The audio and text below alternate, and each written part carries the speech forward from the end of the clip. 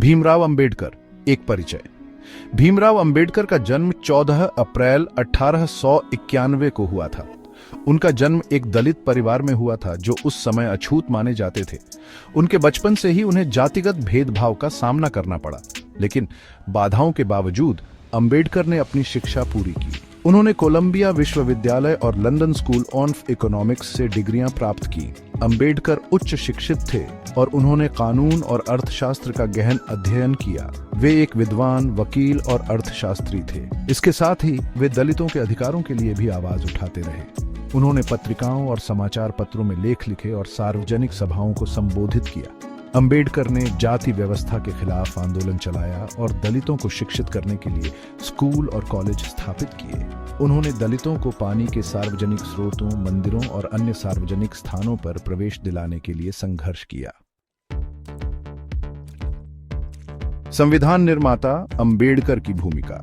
भारत की स्वतंत्रता के बाद 1947 में अंबेडकर को संविधान सभा का अध्यक्ष चुना गया।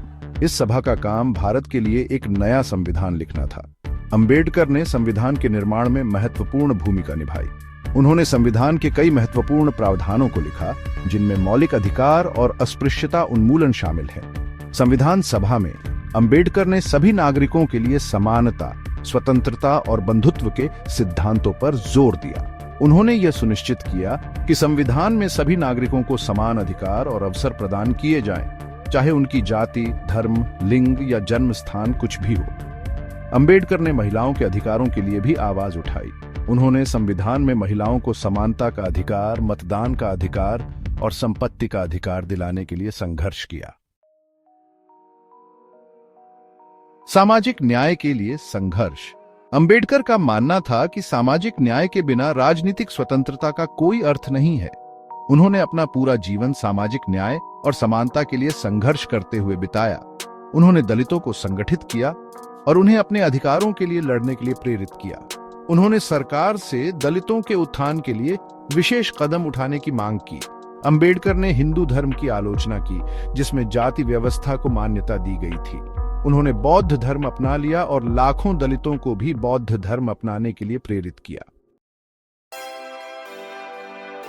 अंबेडकर की विरासत, एक नया भारत।